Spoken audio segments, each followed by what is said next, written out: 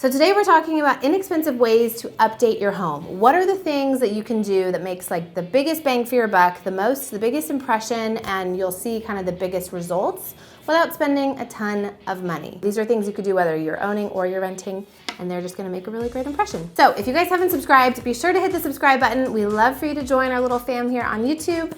And if you have not yet liked this video, please give it a thumbs up because it's gonna be great. All right, so today's question of the video, which of these tips are you most excited to try? Now I know you don't know the tips yet, so you have to watch to figure out what all the options are, and then leave me your comment below of which one you think is gonna make the biggest impact or which one you're most excited to give a try. Without further ado, let's jump into today's video.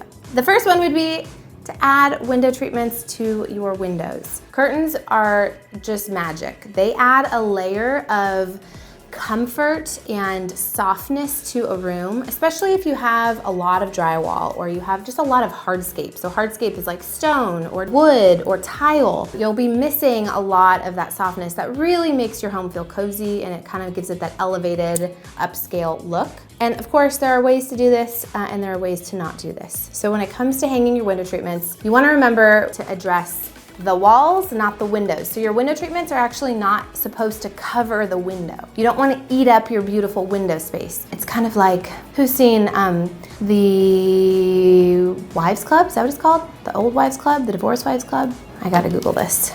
The First Wives Club, that's what it's called. Beth Midler is like, the eyes of the window treatments are the eyes of the, anyway, I'm messing it up.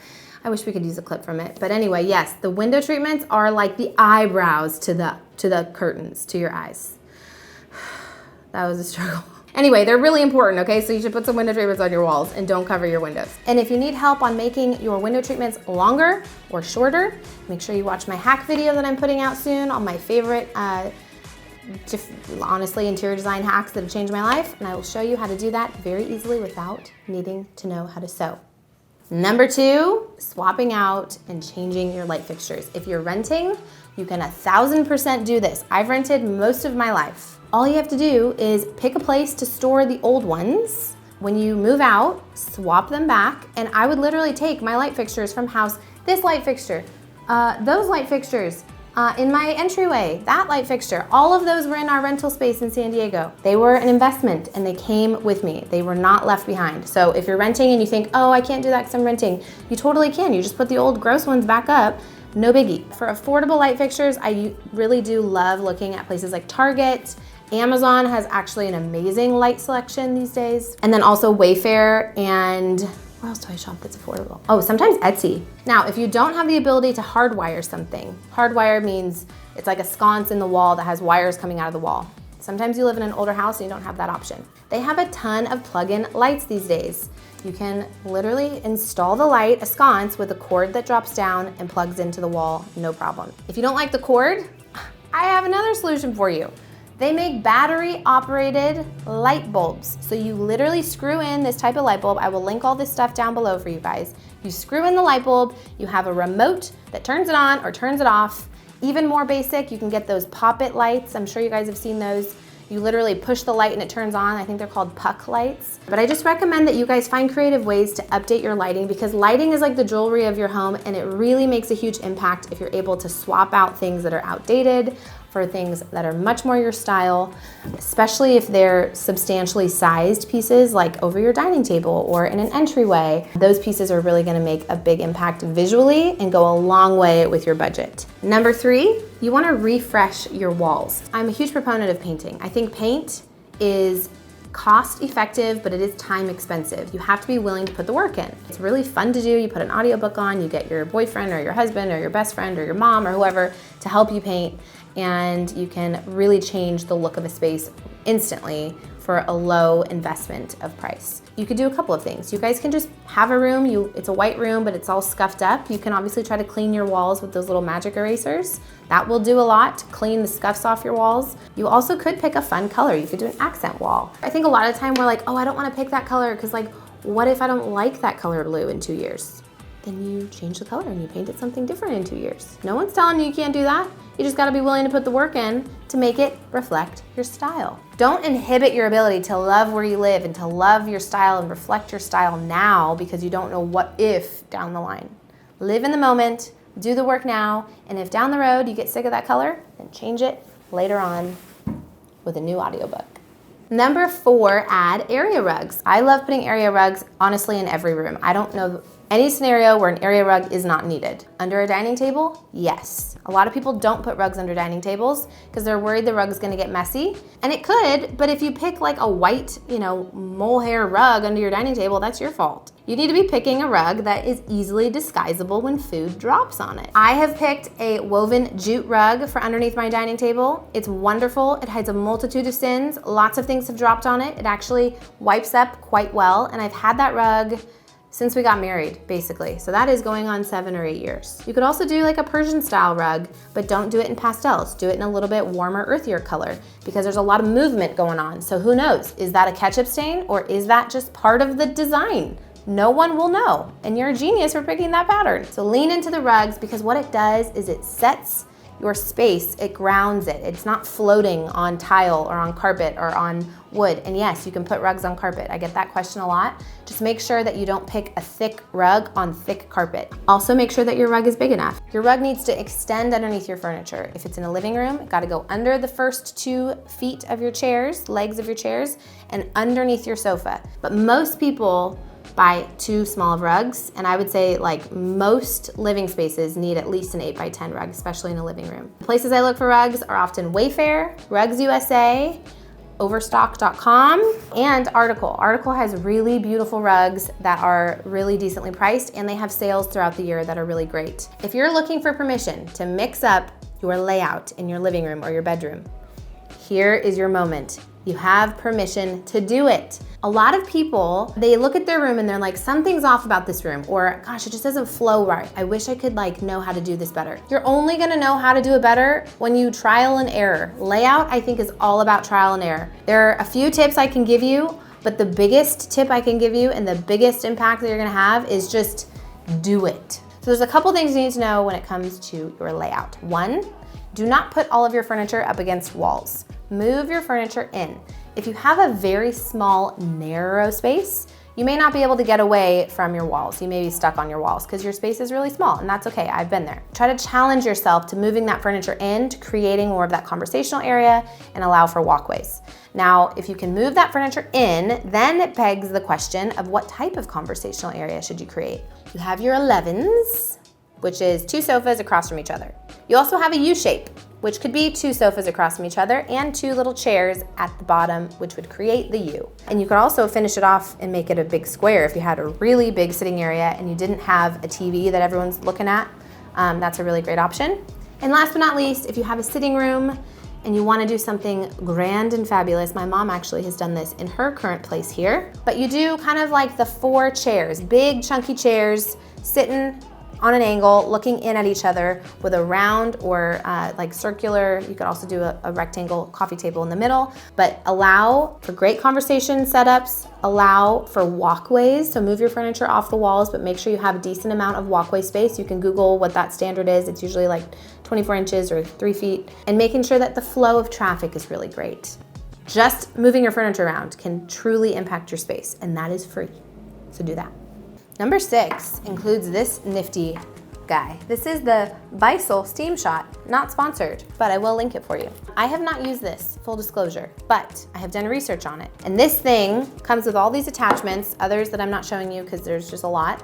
This is like a super intense bristle brush, but you can utilize this thing in your showers, in your kitchen, if you have grouted floors or grouted countertops. Getting yourself a steam cleaner for those hard to reach areas is really gonna improve your space. Now, if you have an older home, by steam cleaning it, you may realize some of that grout gets loosened up and you may have to re-grout it, but that is a great way to improve your space. Sealing the cracks, sealing the grout issues, getting the mold out of your shower. Those are all really easy, like great spring cleaning things to incorporate into your plan to update your home, and it's not gonna break the bank. Number 7, update your hardware. Okay, so this is a really easy way to upcycle, upscale, increase, improve your space, your kitchen, or a piece of furniture. You can get really inexpensive hardware. You can go to Home Depot. They have all different ranges, any hardware store will have that.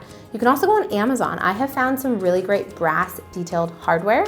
I'm actually using at the Stone Cottage. You know, if you go to a place like Rejuvenation, I've bought hardware at Rejuvenation and they have really beautiful hardware. I love Rejuvenation, nothing against them, but you know, you're paying X amount of money per handle. Whereas on Amazon, you get like a bag of 8 or a bag of 20. Now, if you don't have the money to buy new, you can always spray paint it. I have done that actually at the San Diego rental. We had silver handles, took them all off, laid some cardboard down in the driveway, got some black spray paint, and you just spray paint the handles, turn them over once they dry, add them back on, and you're good to go. And if they chip down the road, you take it off and you hit it again with spray paint. No big deal. This is obviously a temporary fix, but hey, this is a budget-friendly video, right? So those of you that are watching this, I think are looking for easy, budget-friendly, temporary fixes. I got notes here. You know that?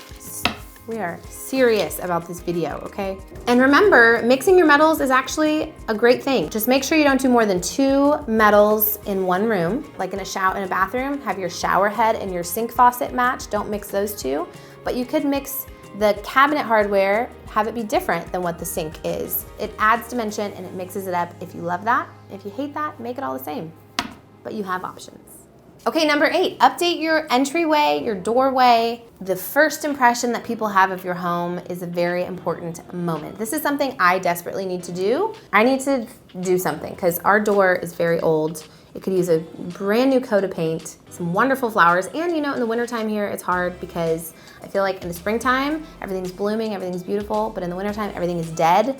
And that's really when our doorways need, you know, all the help they can get. You can improve the first impression of your home really easily. You can paint your door. You can get a new doormat, something really fun. I love going to Target and buying their doormats. Everyone's entryway is different, so it's hard to say specifically what you need, but I do think some form of a mirror is actually really beautiful, whether you hang it on the wall over like a credenza type table, or whether you're like my entryway. I have a really grand mirror that leans against the wall that's also fastened by 400 pounds of stuff so my kids don't push it over, but it looks like it's leaned against the wall and it reflects the staircase and it makes the space look bigger and brighter and more welcoming, and it'll really impact the way that you feel about the first impression of your home. Number 9 is one of my favorites and something I have been preaching for many years now here on YouTube, and that is to mount your television. I get it, you're renting, you don't want to put holes in your wall. That's not an excuse. You need to put holes in your wall and hang your TV. It's gonna make your space look amazing. Now, if you move out, most of the time, honestly, most places like in a rental, the TV goes in the same spot. So let's say you hang a bracket. I've done this. I've left the bracket behind. In fact, one time when we moved, the guy that moved in bought the TV from us because he didn't want to have to hang another one because it was plaster walls. So we just left the TV behind and he loved it. That can happen to you. You never know. But if you do move out and you've hung your TV, all you have to do is either leave the bracket for somebody else or take it down, go to Home Depot, you get one of those patches. They have drywall patches. They look like Band-Aids. You cover the holes if it's big. Sometimes they're small holes. You don't even need to do this. But if you have a gaping hole, you go get a patch, you get some drywall putty, you cover it up, you sand it down, and then you paint over it. Now, if you own your home and you don't have your TV mounted, that's even worse, man, because you can put as many holes in your walls as you want, and nobody's gonna tell you otherwise. Something about mounting a TV just looks more upscale. It just looks more situated and official and legit. When it's sitting on a plastic stand, it just looks cheesy. Now, if you have a frame TV, you're really, what's that phrase? Hitting the gas, riding the gas. You're really coasting on gas. What is that phrase? Coasting? No, this is gonna bug me, man. Hold on. I'm off. Here, I'm gonna phone a friend. Hey, quick question. What's that phrase where it's like, hey, if you're mounting your TV, you're really coasting on gas? Coasting on gas? That's not it, but it's similar to that. It's like you're really riding on blank, or you're really, cooking with gas. You're really cooking with gas. That's what it is. Right. Thanks for all your help. Love you, bye. You're welcome, bye. We are cooking with gas, people. I think that's just because back then they didn't have gas, so things took longer. But now that you have gas, things are super smooth and they're just like perfect. Is that what that means? I don't know. But we're cooking with gas when you mount your television. Don't you forget it. And last but not least, number 10, have a cohesive color palette for your home. Now, having everything be same isn't really the goal here. The goal is to have multiple different colors and textures that you pair differently together in different rooms, but they all speak to each other. Having like 2 or 3 colors that are the same, that are kind of woven through your whole house, it allows for your whole home just to feel very cohesive, put together, and like it's telling a story, and that you don't have anything that's like, whoa, out of left field. I say that with a caveat. Some people have styles that are very eclectic or bohemian, and that's your vibe. Like you just want people to walk in your home and be like, whoa. And oftentimes if you're looking like, where do I even start with a color palette? We recommend that you start with a piece that you love, like an inspiration piece. So it could be a pillow, it could be an art piece, it could be a rug. Allow that to inspire you, take colors out of that, and then run with it. We have something called the Design Sessions. A lot of you know about it. It's a monthly membership that you guys have access to our library of interior design content. My mom and I both create content on the Design Sessions. And I have an episode on there where I show you guys how to create your color palette on Canva, if you've ever worked on Canva, but it's like a mood board. So if you want like a really easy design plan for your space and you want to learn how to create that on your own, join the Design Sessions. You can do a 7-day free trial. You can watch that episode, but it's all exclusive content. It's not here on YouTube. It's only on the Design Sessions, and that will help you kind of teach you how to do this firsthand. So go check that out. And for my house, my inspiration piece was honestly Scout. Scout was my inspiration. Tyler makes that joke all the time, but it actually is kind of true.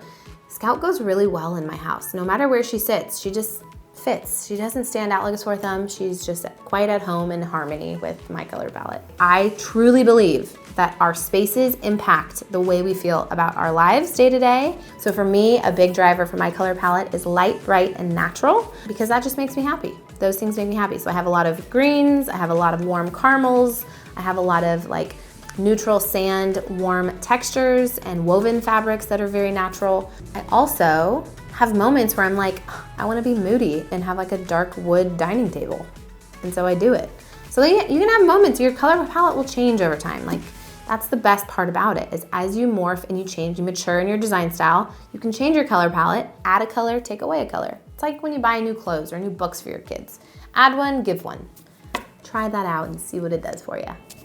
Okay guys, thank you so much for watching. I hope this video was really fun and helpful. I hope that you took notes. No, you don't have to take notes, but if you ever want to reference it back, it'll always be here. I truly believe that if you guys know just a few design principles and you learn them and you become experts at those principles, you guys can make your homes beautiful on your own. And that is the goal of what I do here on YouTube, what my mom does here on YouTube, what we've done with Kinwoven is we want to teach you guys how to make your homes the best that they can be and make you feel able to do that all on your own, empowered and equipped to do it by yourself. So if you guys want to extend your learning and learn more about interior design, become experts at that, feel more confident, we have all kinds of resources for you at Kinwoven. We have courses, we have a membership program, we have all kinds of video content that a lot of you have never even seen, and it is such good stuff. So I'm gonna go ahead and link below for those of you that are interested, the course and also our design sessions. And there's something for everybody, so go check it out. Thank you guys for watching. Feel free to go over to Instagram, follow me there, because you know I'm posting daily over there. We post weekly here on YouTube. We'd love to see you on Instagram, and make sure you thumbs up this video. And I'll see you guys next week. Thank you for watching. Love you lots. Bye-bye. Here's the setup. Kinwoven did a $25,000 giveaway this last year. For our Design Sessions members. Yes. Now, when you won the money, the $25,000, we also gave away an hour video call consultation. Hello, Susan. I'm Lily. I'm here with the Kinwoven team, and we're just going to make sure the audio and everything is all set up for your call today. Instead of us getting on the computer screen, We're going to be at her door. ding dong.